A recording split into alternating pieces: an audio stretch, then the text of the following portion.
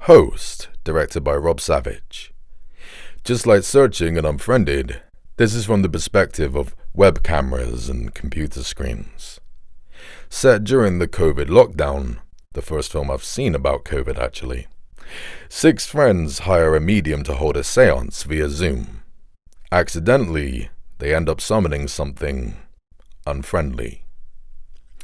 Not only am I going to give a spoiler-free review of this movie, I'm also going to talk a lot about how this film got made because I think it's pretty inspiring. I'm not usually into paranormal horror films because ghosts rarely scare me. As a result, I'm pretty surprised by how much I enjoyed this film. What made this concept finally start working for me were the characters. I found them pretty charming from the get-go. One of the lines that got me was right at the start when they're talking about Corona. You have to hide a cough with a fart now instead of the other way around. And right then, I knew I was going to like these guys, and I did. I liked them all the way throughout, and I was supporting their survival. They actually felt real. They weren't dressed to impress, wearing makeup. They actually looked like they had been self-isolating for a while. And I got the wonderful impression that they've all known each other for years, and that goes a long way in a horror film like this. But the best part of these characters for me was that hardly anyone seemed to be in a rush to put themselves in danger. I didn't find myself constantly yelling at the screen like a lot of us do when we're watching these films. For the most part, I understood their decisions, and that's a rare treat for a horror film like this to pull off. Now, speaking of the horror, this is where I was caught off guard. I actually found Host genuinely scary at times. Now sure, some of it was cliched. If you've seen any paranormal activity, you've seen some of this before. And on top of that, I could see that final scare of the film coming a million miles away. And that's when I found myself shouting at the screen, "Just fucking run!" But that aside, a lot of it was great.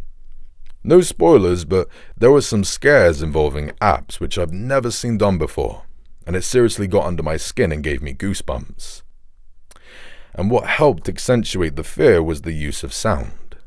There was hardly any use of music, just very subtle droning every now and again. And for the most part, the sounds were diegetic. And sure, those fucking dreaded jump scares are found throughout the film, but even those felt earned. They didn't feel cheap and diffused the tension. I'm sure most horror fans know what I mean by that. But easily, the best part of this movie for me was how it got made. In truth, it's pretty inspiring to me. Director Rob Savage, I'm actually going to keep a close eye on him from now on, because I think he now has a lot to offer. The whole basis of this movie was a prank he pulled on his friends. You can find the video on YouTube.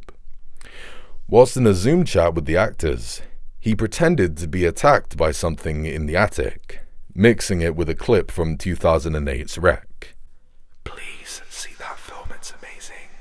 And based on the success of that prank, he made a deal with Shudder to turn that concept into this film. And from what I've read, the whole film was in production for only 11 weeks. Crazy to me.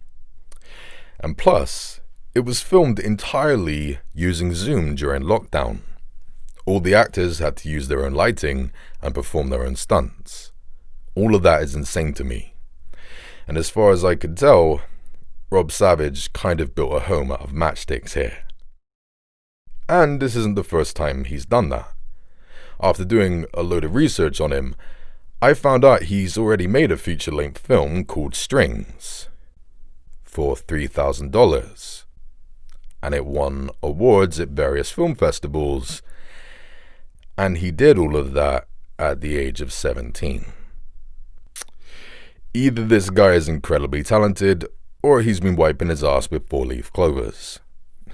So yes, this film impressed me along with the story behind it. However, it's not all sunshine and rainbows. I found plenty of problems with this film that really did suck me out of it. I really didn't like the way some of the characters disappeared for long periods of time, only to come back for a quick scare or a bit of exposition. These characters were just too good for that. And even worse was the runtime. It's only 57 minutes long, and I easily could have enjoyed another 20-30 minutes of this.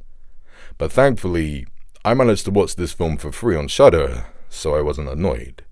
But I'm saying it now, if I paid full price in the cinema, I would be far less forgiving.